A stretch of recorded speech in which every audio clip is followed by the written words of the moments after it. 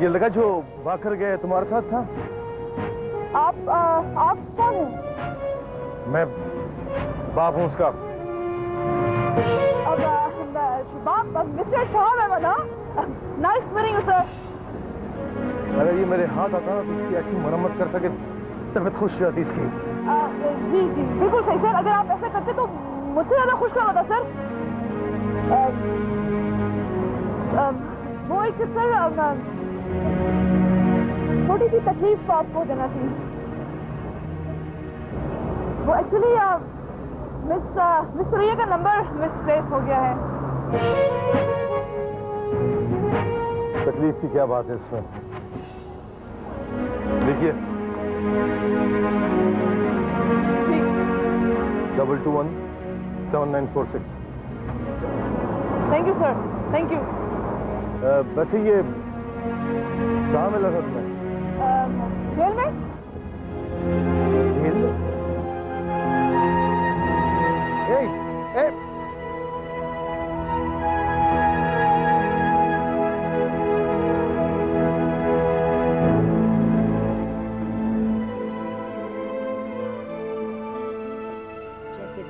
आज रोशनी को तलाश करो कबीर, और वो डैडी उसको बोलो कि मुझसे कांटेक्ट करे।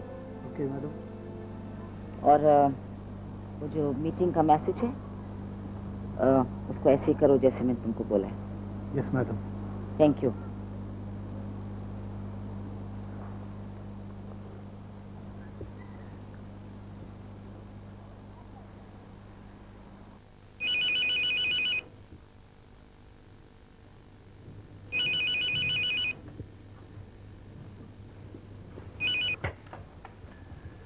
हेलो। हाँ बोल रहा हूँ। मैडम ने मुलाकात के लिए कहा है। कहाँ? जहाँ पहली बार मिले थे। टाइम? वही पहली मुलाकात वाला टाइम। क्या बकवास कर रहे हो तुम? पहली मुलाकात की जगह, पहली मुलाकात का टाइम? मुझे तो आखिरी मुलाकात भी याद नहीं है।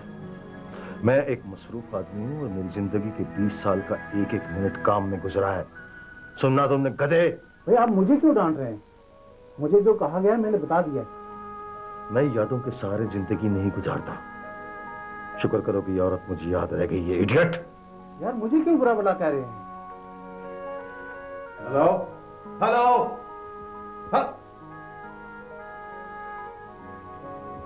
क्या मतलब है इन बातों का? पहली मुलाकात की जगह, पहली मुलाकात का टाइम। इसका मतलब है जरा माजी को भी याद किया करो। किस तरह करो माजी को याद? औरतों के काम होते हैं ये, डायरियों में लिखती रहती हैं। किस मुसीबत में फंसा दिया है मुझे, कुछ याद नहीं आ रहा मुझे। सब कुछ याद आ जाएगा, एक एक बात, एक एक फिक्रा। अब एक कोशिश तो करिए।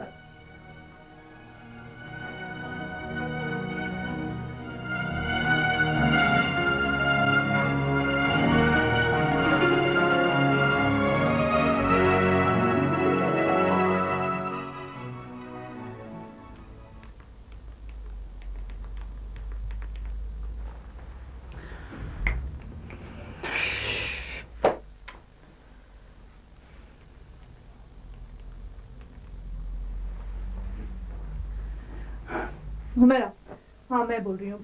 कोई कांटेक्ट किया जहान ने? जहान ने कोई कांटेक्ट किया? इतनी सी बात पूछ रही हूँ, समझ में नहीं आ रही तुम्हें?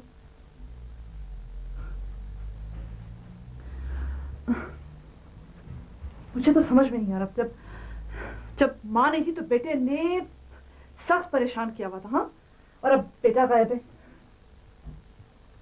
मैंने किया कांटेक्ट, मैंने हर जगह कांटेक्ट किया है। डैडी के फ्लैट पे फोन किया, पता नहीं सवेरा किधर।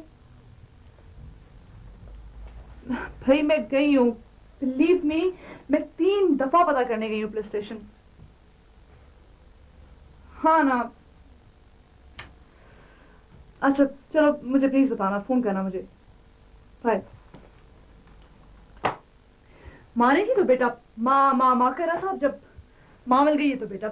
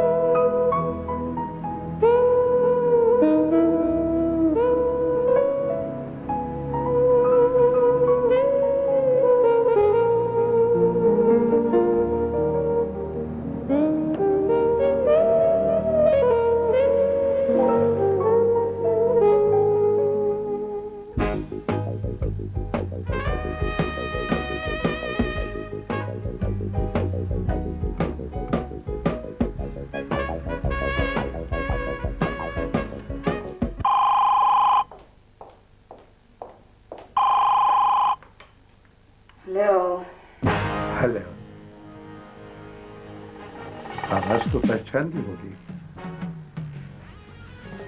जब कभी भी आपसे मुलाकात होती है तो एक बात बताना भूल जाता हूं। मां, बच्चों का प्यार।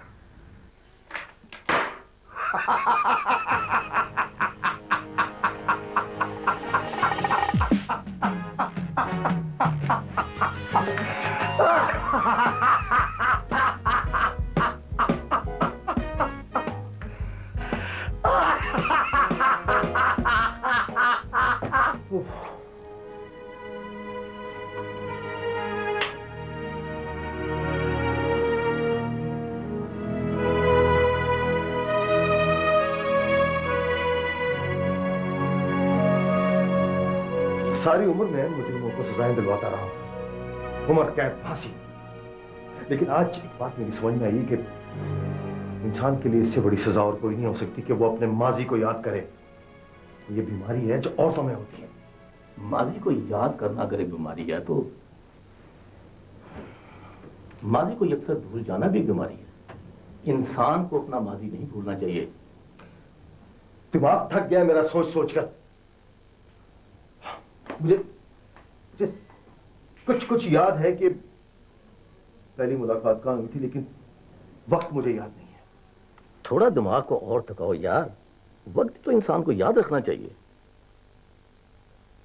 मैं अभी उसे फोन करके कहता हूं कि अगर उसे मुझसे मिलना है तो इस किस्म के ड्रामे ना करे मेरे साथ।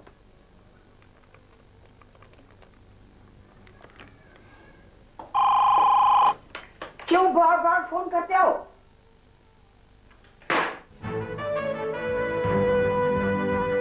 दिमाग खराब हो गया इस औरत का। मुझे कहती है बार बार फोन क्यों करते हो?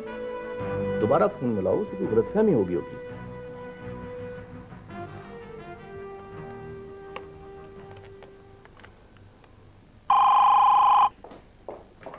हेलो। हेलो, मैंने पहली बार फोन किया तुम्हें।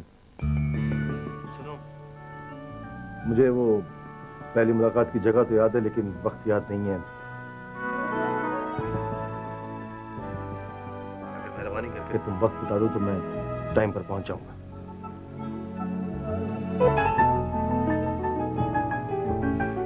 5:30।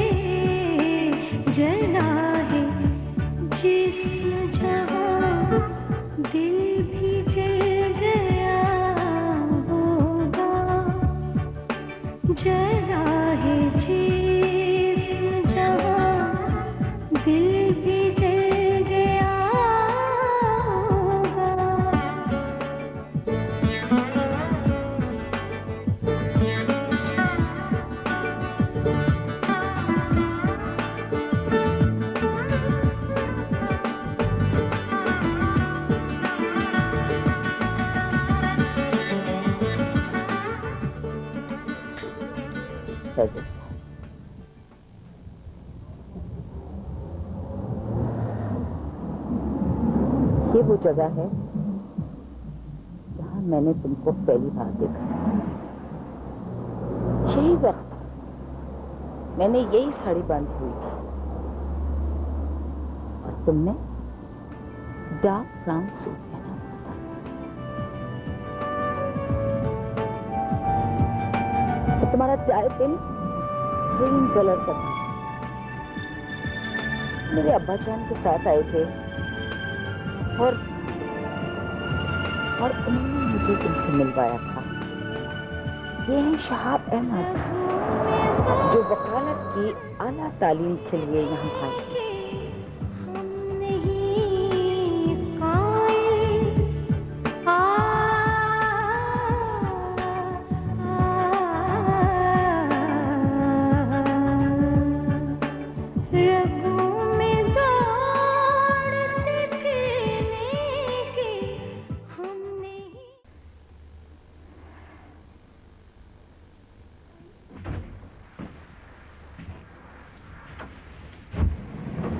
मैंने बाहर जो तुमसे अभी बातें की हैं वो मैं करना नहीं चाहती थी।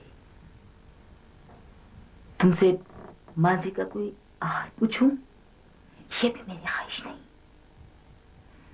तुमसे कोई सवाल करूं इसका भी मेरा कोई इरादा नहीं। कि तुम तो इस काबिल ही नहीं हो कि तुमसे कोई बात की जा सके।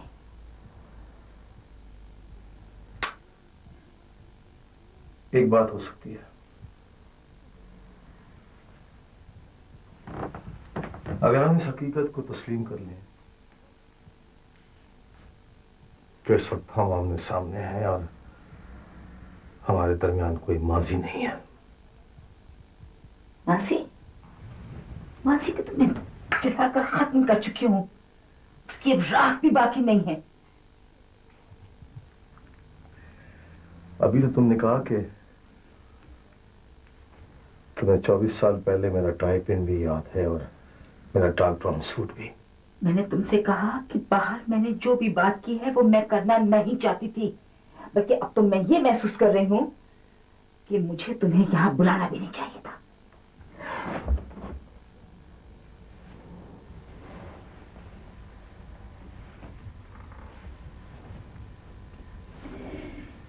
इसी कमरे में मेरी बेटी का प्राइम था।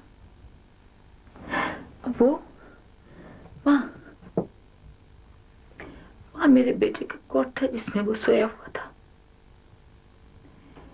मैं अपनी बीमार मां को हॉस्पिटल लेकर गई, वापस आई तो यहाँ कुछ भी नहीं था, सिर्फ एक लेटर था। मुझे पूरा यकीन था कि तुम बच्चों की खातिर जरूर होगी। कोई मां अपने बच्चों के बगैर नहीं रह सकती, लेकिन तुम्हारे सीने में दिल तो है लेकिन मां का दिल नहीं है। तुम्हारी ममता मर चुकी है। मैं यहीं खड़ी थी और मेरे हाथ में एक खत था जिसमें लिखा था कि मैं अपने बाप दादा की नस्ल और अपना खून लेकर जा रहा हूं। बिजली गिरी थी मेरे सर पर, सब कुछ खत्म हो गया था, सब कुछ भी बाकी नहीं रहा था। 20 बरस गुजर गए, मैं यहीं पड़ी हूं, राख का एक ढेर।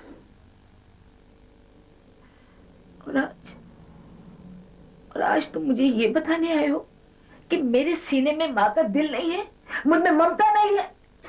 अगर तुम्हें बच्चों से जरा भी मोहब्बत होती ना तो एक बार, सिर्फ एक बार उनका जरूर पूछती। मां की ममता और औलाद की मोहब्बत से तुम्हारा क्या मतलब है ये मैं अच्छी तरह जानती हूँ। जमीन, दौलत, प्रॉपर्टी, ये सब कुछ तुम्हें भूल जाता तो आज तुम दुनिया को मेरी ममता की कहानियां सुना रहे होते। मैं लानत भेजता हूं तुम्हारी जमीन, दौलत और जायदाद पे। मैं ये सब कुछ अपने बच्चों के सिर से वार कर तुम्हारे मुंह पर दे मारती, लेकिन तुम तो अपने बच्चों को अगवा करके खुद ही भाग गए थे। कोई डाकू भी इस तरह अपने बच्चों को अगवा नहीं करता। ठीक, मैं मुजरिम सही, तुमने मेरे खिलाफ केस क्यों नहीं किया? अदालत में क्यों नहीं गई तुम? ये तो तुम कर सकती थी ना। मैं बहुत कुछ कर सकती थी, लेकिन मैं उतनी नीची सतह पर नहीं जाना चाहती थी जहां पर तुम खड़े थे। और फिर मैं अपने बच्चों को उनके बाप से जुदा नहीं करना चाहती थी। एक अदालत और होती है, समीर की अदालत। कभी अपने आप से सवाल करना, तुम अपनी अना की कैद में हो, अपनी जात के हिसार में जकड़ी हुई हो। तुमने अपनी अना की खातिर अपना सुहाग, अपने बच्चे, हर रिश्ता कुर्बान कर दिया, सिर्फ अपनी अना की खातिर, अना की खातिर। तुम क्या जानते हो अना के बारे में, जिसके अंदर शर्म, जज्बा, एहसास कुछ भी नहीं। इंसान के अंदर एक चीज होती है, इंसानियत। और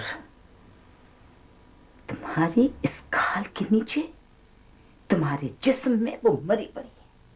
तुम्हारी इंसानियत मर चुकी है, और तुम एक मुर्दा इंसानियत और जिंदा जिस्म के वो दरिंदे हो, सांप, जो अपने बच्चों को खुद खा जाता है। अगर मुझे ये पता होता कि यहां बुला के मेरे किरदार पे कीचड़ उछाला जाएगा तो मैं कभी ना आता। मैंने तुम्हें यहाँ नहीं बुलाया, तुमने मुझसे वक्त मांगा था। मैं तुमसे सिर्फ एक बात करना चाहती थी कि वो लड़की जिसने तुम्हें लाहौर में फोन किया था, वो तुम्हारी बेटी है।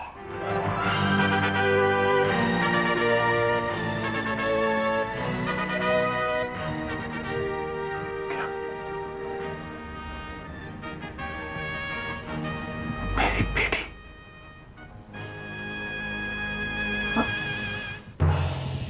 तुम्हारी बेटी, जो तुम्हारे लंदन से जाने के बाद पैदा हुई थी। 20 साल गुजर गए और तुमने मुझे बताया तक नहीं। तुम भी तो मुझे छोड़कर भाग गए थे। कहां है मेरी बेटी? अब तक उसे देख क्यों नहीं सका? वो उसे दिन घर छोड़कर चली गई थी जिस दिन उसने तुम्हें फोन किया था। मेरे बच्चे का, मेरा बेटा, मेरी बेटी। लंदन में रहते हुए, एक शहर में रहते हुए अपनी बेटी से बेखबर हो तुम, और मुझसे पूछती हो कि तुम्हारे बच्चे कहाँ हैं? कहाँ है मेरे बच्चे? कहाँ है मेरी बेटी? खामोश क्यों? जवाब क्यों नहीं देती?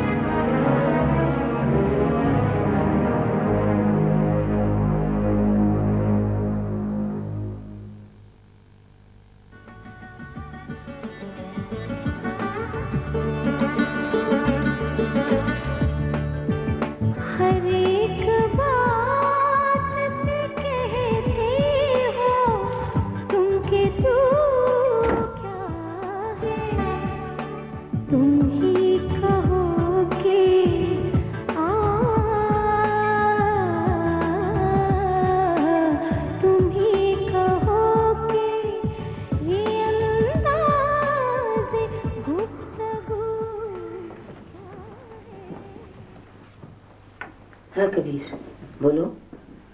मैडम, डैडी और रोशनी का अभी तक कोई पता नहीं चला। आपको मुबारक हो, होम स्वीट होम के तमाम काम मुकम्मल हो चुके हैं, अब सिर्फ इफ्तिताह बाकी है। गुड। इनविटेशन कार्ड्स डिस्ट्रीब्यूट हो गए कबीर? जी मैडम। अच्छा मैडम, क्या डैडी इस काबिल है कि बड़ी बड़ी पर्सनालिटीज की मौजूदगी में उस जैसे आदमी से इफ्तिताह कराया जाए? ये मेरा फैसला नहीं है कबीर, ये रोशनी की ख्वाहिश है और मैं रोशनी की ख्वाहिश नजरअंदाज नहीं कर सकती। तुम डैडी को कांटेक्ट करो और उनको बोलो कि मैं उनसे मिलना चाहती हूँ। Alright madam.